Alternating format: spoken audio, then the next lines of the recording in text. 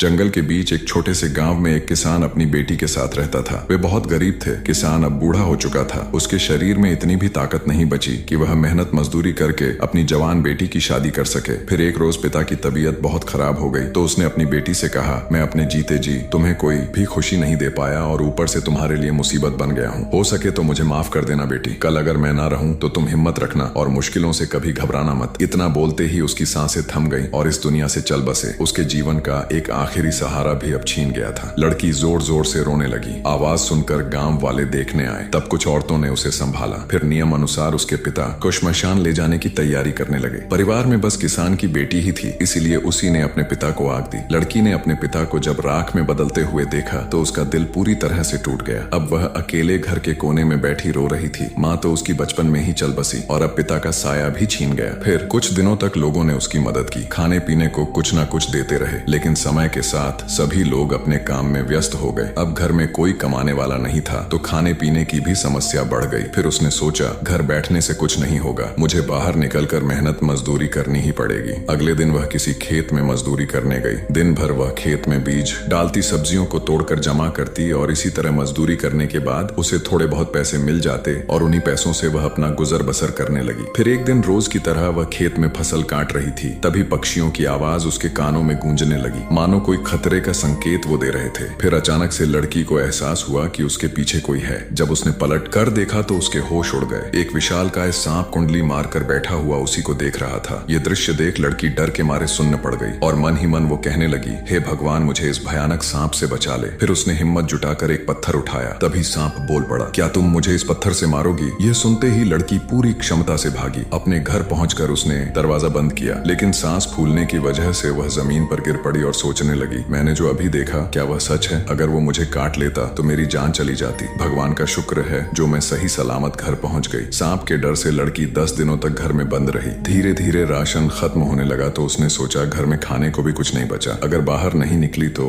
भूख से मर जाऊंगी और वैसे भी वह सांप तो चला गया होगा। फिर अगले दिन वह खेतों में मजदूरी करने गई। जब आसपास कोई नहीं था तभी वह सांप जंगल से निकल आया और उसे घूरने लगा। जब लड़की ने एक बार फिर उस सांप को देखा तो डर के मारे उसका शरीर थर थर कांपने लगा। फिर उसने सोचा, अगर मैं इस बार भाग गई तो वैसे भी भूख से मर जाऊंगी, मुझे बस इसे नजरअंदाज करना है। ये सोचकर उसने सांप को अनदेखा किया और काम में व्यस्त हो गई। जब शाम हुई तो लड़की अपने घर लौट गई और सांप वहीं बैठा बस देखता रहा। इसी तरह कई दिन बीत गए। अब लड़की रोज मजदूरी करने आती और हर बार की तरह सांप बिना कोई हरकत किए बस देखता रहता। दिन बीतने के साथ लड़की के भीतर से सांप के प्रति डर खत्म हो गया। फिर एक रोज उसने पूछ ही लिया, कौन हो तुम? मुझे पता है तुम बोल सकते हो। मैं जानना चाहती हूँ तुम्हें क्या चाहिए, बताओ मुझे। मैं कोई सांप नहीं हूँ। मुझे तो धोखा दिया गया और छल करके इस शरीर में कैद कर दिया मुझे। तुमने कहा सांप नहीं हो तो फिर कौन हो तुम? मैं एक राजकुमार हूँ। हमारा राज्य बहुत दूर तक फैला था। मेरे पिता एक बुद्धिमान राजा हैं। उनकी शादी के कई वर्षों तक मेरा जन्म नहीं हुआ था। तब उन्होंने दूसरी शादी कर ली। फिर एक दिन राजा को पता चला कि उनकी पहली पत्नी गर्भवती है तो वह खुशी से झूम उठे। लेकिन उनकी दूसरी रानी को यह जानकर बिल्कुल भी अच्छा नहीं लगा। तभी से उसके मन में बस एक ही विचार चलने लगा कि किसी तरह मुझे और मेरी माँ को मारकर पूरे राजपाट को हथिया ले ताकि वह अपने होने वाले बच्चे को महल का अकेला वारिस बना सके। जब मैं 10 साल का हुआ तो मेरी माँ इस दुनिया से चल बसी और मैं अकेला पड़ गया। इस समय तक मेरी एक सौतेली बहन का जन्म हो चुका था। जैसे उसकी माँ मुझसे नफरत करती वैसे ही वह भी मुझसे ईर्ष्या करती थी। वह मेरे पिता के सामने तो बहुत सीधी साधी बन जाती, मगर उनके पीठ पीछे मुझ पर जुल्म करने का एक भी मौका नहीं छोड़ती थी। फिर एक रोज उसने मेरे पिता से कहा, राजन, इसे समझाइए ना, गुरुकुल में पढ़ाई करता है, ना ही राजपाट चलाने की शिक्षा लेता है। बस पूरा दिन खेलकूद में ध्यान केंद्रित रहता है इसका। पिताजी के नजरों में मुझे गिराने की उसने बहुत कोशिश की, लेकिन हुआ इसका उल्टा। वो रानी की बातों को अनसुना कर दिया करते क्योंकि मेरे पिता मुझसे बहुत प्यार करते थे। जब कुछ साल बाद मैं युवा अवस्था में पहुंचा तो एक दिन उन्होंने मुझसे कहा, बेटा, वक्त आ गया है, अब तुम्हें ही यह राजपाट संभालना होगा। मैं कल ही यह घोषणा करूंगा। फिर अगले दिन समस्त प्रजा के सामने उन्होंने मेरा राज्य अभिषेक किया। अपने नए राजा के स्वागत में गांव वालों ने ढोल नगाड़े बजाए और जादूगरों ने तो आसमान में रंग बिरंगी आतिशबाजी की। वहीं दूसरी तरफ रानी और मेरी सौतेली बहन पिताजी के फैसले से बहुत नाराज हुए। माँ, आपने तो कहा था मुझे उस गद्दी पर बिठाया जाएगा, लेकिन देखिए क्या हुआ। मेरे सौतेले भाई ने राजगद्दी मुझसे छीन ली और आप खड़ी होकर बस तालियां बजा रही थीं। बेटी, चिंता मत करो, तुम ही उस गद्दी की असली हकदार हो। जब घी सीधे उंगली से ना निकले तो उंगली टेढ़ी करनी पड़ती है। यह राजा तो बन गया, लेकिन इसकी कीमत उसे अपनी जान से हाथ धोकर चुकानी पड़ेगी। इस तरह शुरू किया मेरी सौतेली माँ ने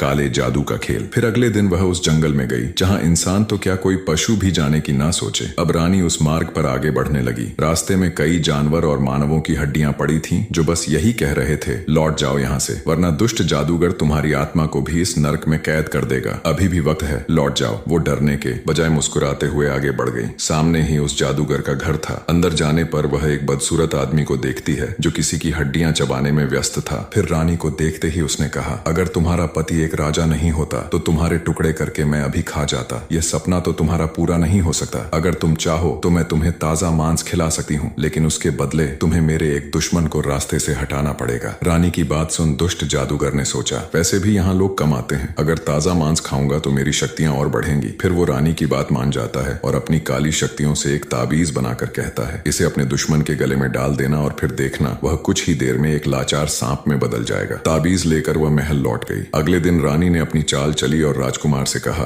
बेटा मैंने तुम्हारे साथ कभी अच्छा व्यवहार नहीं किया, इसके लिए मुझे क्षमा कर दो। आपने बेटा कहा, इस बात की खुशी है मुझे और मैं आपसे बिल्कुल भी नाराज नहीं हूँ। अगर तुम यह ताबीज गले में पहन लोगे तो मैं समझूंगी कि तुमने मुझे माफ कर दिया है। मुझे लगा शायद वह बदल गई है, लेकिन ऐसा नहीं था। जैसे ही मैंने वह ताबीज पहना तभी काली शक्तियों ने अपना असर दिखाया। मेरे हाथ पैर गायब होने लगे। फिर देखते ही देखते मैं सांप में बदल गया। तब मैंने कहा, यह आपने मेरे साथ क्या किया? जल्दी ठीक करो मुझे, वरना अच्छा नहीं होगा। रानी हंसकर बोली, अच्छा तो अब तुम्हारे साथ नहीं होगा। अब देखना मैं तुम्हें महल से बाहर कैसे फेंकवाती हूँ। फिर वह चिल्लाई, बचाओ मुझे। महल में एक सांप घुस आया है। आवाज सुनकर कुछ सैनिक लाठी डंडों के साथ दौड़ते हुए आए और मुझे महल से बाहर खदेड़ दिया। अब निराश होकर मैं इस जंगल में भटकने लगा। तभी मुझे एक साधु दिखाई दिए जो कुटिया के बाहर बैठे भोजन पका रहे थे। फिर जैसे ही मैं उनके पास गया वह मुझे पहचान गए और बोले, राजकुमार मैं देख रहा हूँ आप पर किसी ने काला जादू किया है। साधु महाराज, आपने बिल्कुल सही कहा। क्या आप मुझे पहले जैसा बना सकते हैं? ये संभव तो है, लेकिन काला जादू तभी टूटेगा जब कोई साफ दिल की अविवाहित कन्या तुम्हारे गले से इस ताबीज को निकालेगी। उस दिन से मैं तुम्हारे जैसे किसी की तलाश में था। फिर एक रोज मुझे तुम दिखी, निडर, साहसी और उससे भी बढ़कर बिल्कुल साफ दिल की। सांप की बात सुन लड़की हैरान रह गई और जब उसने ध्यान से देखा तो वाकई सांप के गले पर एक ताबीज बंधा हुआ था जिसकी ऊर्जा उसे साफ दिखाई दे रही थी। यह काली शक्तियां मुझे जकड़ती जा रही हैं। अब तुम्हें फैसला लेना होगा। मैं तुम्हारे साथ कोई जबरदस्ती नहीं कर रहा। चाहो तो तुम अपने रास्ते जा सकती हो। लड़की ने सोचा, अगर मैंने इसकी मदद नहीं की और सच में यह मुसीबत में हुआ तो फिर मुझे बहुत बड़ा पाप लगेगा। फिर वो डरते हुए ताबीज को उसके गले से निकाल देती है, जिसके तुरंत पश्चात काले बादलों ने आसमान को ढक लिया और जोरदार बिजली कड़कने लगी। तब सांप के भीतर से एक काला साया निकला और वहीं जलकर भस्म हो गया। जादू खत्म होते ही सांप फिर से राजकुमार बन गया। अब उसने लड़की से कहा, आज तुम्हारी वजह से मैं आजाद हूँ। तुमने मुझ पर बहुत बड़ा एहसान किया है, इसलिए मैं चाहता हूँ कि तुम मेरे नगर की रानी बनो। लड़की ने भी हाँ कहा। फिर दोनों महल की तरफ निकल पड़े। गांव से गुजरते समय लोगों ने उसे पहचान लिया और अपने राजा की जय जयकार करने लगे। इधर महल में यह सूचना लेकर सैनिक राजा के पास गया, महाराज आपके पुत्र राजकुमार लौट आए हैं। यह सुनकर राजा की खुशी का ठिकाना न रहा। फिर वह पुत्र को लेने महल के द्वार पर भागते हुए गए। राजकुमार को जब उन्होंने देखा तो रोते हुए गले लगाया और कहने लगे, मेरे बच्चे मुझे छोड़कर तुम कहाँ चले गए थे? तुम्हारी खोज में मैंने पूरी सेना लगा दी, हर राज्य में जाकर ढूंढा, लेकिन सब कुछ विफल रहा। राजकुमार ने पूरी घटना के बारे में बताया कि कैसे उसकी सौतेली माँ ने एक जादुई ताबीज पहनाकर उसे सांप बना दिया। पिताजी, अगर मैं आज सही सलामत यहाँ पहुँच पाया तो वे सिर्फ इस लड़की की वजह से यह न होती तो मैं जंगल में भटकते हुए किसी दिन गुमनामी की मौत मर जाता। यह सच्चाई जान राजा का चेहरा गुस्से से लाल हो गया। तभी सैनिकों को आदेश देते हुए वह बोला, जाओ और रानी से कहना महाराज ने आपको सभा में तुरंत बुलाया है। आदेश का पालन हुआ। जब वे रानी के कक्ष में पहुंचे तो देखा वहां कोई नहीं था। दरअसल रानी को पता चल गया था कि उसका सौतेला बेटा महल लौट आया है। माँ अब क्या करें? मेरे सौतेले भाई ने अगर पिताजी को सब कुछ बता दिया तो वह हमें छोड़ेंगे नहीं। बेटी तू चिंता मत कर, हमें अभी यहाँ से जाना होगा उसी जादूगर के पास। अब तो वही कोई रास्ता बता सकता है इस मुसीबत से छुटकारा पाने का। इस तरह माँ बेटी योजना बनाकर पहले ही भाग निकले। जब राजा को रानी और उनकी बेटी के भागने की सूचना दी गई तो वह बोले, मुझे पता है वे कहाँ गए होंगे। जाकर सेनापति से कहो टुकड़ी तैयार करें। आज मैं उस दुष्ट जादूगर को मिटा ही दूंगा। फिर राजा अपनी सेना लेकर निकल पड़ा उसे खत्म करने। राजा को भली भांति मालूम था कि यह भयानक जंगल रहस्यमयी जीवों, आत्माओं और काली शक्तियों से भरी पड़ी है। दूसरी तरफ रानी जादूगर से मिली और महल में हुई घटना के बारे में बताया। आने दो सबको, उनमें से कोई भी बचकर यहाँ से जिंदा नहीं लौटेगा। ये जंगल सब कुछ निगल जाता है। इधर एक एक कर सैनिक मारे जाने लगे तो राजा ने कहा, सभी चौकन्ना हो जाओ और कुछ भी विचित्र दिखे तो सबको साथ रहकर उससे निपटना है। रणनीति बना वे कुछ ही दूर आगे बढ़े थे। तभी उनका रास्ता रोकते हुए एक दैत्य बोला, राजन अब अपनी सेना लेकर तुरंत यहाँ से लौट जाओ, वरना मैं सबको मार दूंगा। तुम कद काठी से भले ही बहुत शक्तिशाली दिख रहे हो, लेकिन मेरे आगे टिक नहीं पाओगे। तुम्हारे आका उस जादूगर को मुझसे कोई नहीं बचा सकता। अब राजा ने युद्ध का बिगुल बजाया और एक भीषण लड़ाई शुरू हुई। एक तरफ दैत्य और काली शक्तियां थीं, तो दूसरी तरफ राजा अपनी पूरी क्षमता के साथ उस दैत्य पर टूट पड़ा। लड़ाई इतनी भीषण थी कि धरती रक्त से लाल हो गई और कई सैनिक मारे गए। आखिर में राजा ने अपनी तलवार से दैत्य के सीने को चीर कर रख दिया और इस तरह युद्ध खत्म हुआ। दूसरी तरफ जादूगर अपनी माया से सब कुछ देख रहा था। फिर अचानक से वह गिर पड़ा। तब रानी बोली, क्या हुआ जादूगर, क्या दिखा तुम्हें? राजा को तुम्हारे दैत्य ने मारा या नहीं? वह असफल रहा। अब हमें जान बचाकर भागना चाहिए। राजा किसी भी वक्त यहाँ पहुंच जाएगा और वह सबसे पहले मुझे ही मारेगा। इतना कहते ही सैनिक वहां आ पहुंचे और उन्हें चारों तरफ से घेर लिया। फिर तीनों को बंदी बनाकर महल ले जाया गया। अब राजा की सभा में रानी और उस जादूगर को बेड़ियों में जकड़कर सैनिक लेकर आए। फिर राजा ने क्रोधित होकर पूछा, बोल दुष्ट जादूगर, क्या यह बात सत्य है कि तूने मंत्र द्वारा मेरे बेटे को एक सांप में बदल दिया था? महाराज क्षमा करें, मुझे यह बिल्कुल मालूम नहीं था कि रानी जिस व्यक्ति को नुकसान पहुंचाने के उद्देश्य से मेरे पास आई थी वह आपके पुत्र राजकुमार थे। यदि मुझे यह जानकारी होती तो मैं कभी इस कृत्य में शामिल न होता। यह सुनते ही सभा में उपस्थित लोगों ने रानी को सूली पर चढ़ाने की मांग करने लगे। तब राजा ने अपनी पत्नी से कहा, तुमने सारी हदें पार कर दी, अपने ही बेटे को मारने चली थी। साफ है कि तुम माँ कहलाने योग्य नहीं, और जिसकी मंशा ही मेरे परिवार को नुकसान पहुंचाने की हो उसको हमारे महल में तो क्या, इस राज्य के किसी भी कोने में रहने का अधिकार नहीं। फिर सैनिक दोनों को घसीटकर महल से ले ही जा रहे थे कि तभी जादूगर ने सबसे घातक प्रहार किया और देखते ही देखते पूरी जगह एक खंडहर में तब्दील हो गई। सभा में उपस्थित हर एक इंसान जमीन पर घायल पड़ा था। राजन, तुम्हें क्या लगा मैं हार मानकर यहाँ से चला जाऊंगा? पिछली बार तुम मुझे इस राज्य से बाहर निकाल पाए क्योंकि मैं कमजोर था, लेकिन अब देखो मुझ में कितनी ताकत है और इसी शक्ति के बल पर मैं तुम्हें मारकर इस नगर का राजा बनूंगा। अब मरने के लिए तैयार हो जाओ। जाने दे मेरे पिताजी को, बदसूरत हैवान। राजकुमार की बात सुन जादूगर ठहाके मारकर हंसने लगा। अगर मैंने नहीं जाने दिया तो क्या कर लोगे? यह कहते ही लड़की ने तुरंत राजकुमार के गले में वही ताबीज पहना दिया और कुछ ही पल में वो एक विशालकाय सांप में बदल जाता है। मेरी शक्तियां तुम मेरे ही खिलाफ इस्तेमाल करोगे? हाँ, क्योंकि अब मैं इससे कभी भी आजाद हो सकता हूँ। इतना कहते ही दोनों के बीच लड़ाई शुरू हो गई। जादूगर ने अपने सभी पैंतरे आजमाए, सांप बचता रहा। फिर एक बार से वह जख्मी होकर जमीन पर गिर पड़ा, लेकिन उसके जख्म खुद ब खुद भर गए। अब राजकुमार एक विशालकाय अजगर का रूप धारण कर जादूगर को कुंडली में जकड़ लिया। फिर अजगर ने अपना बड़ा सा मुंह खोला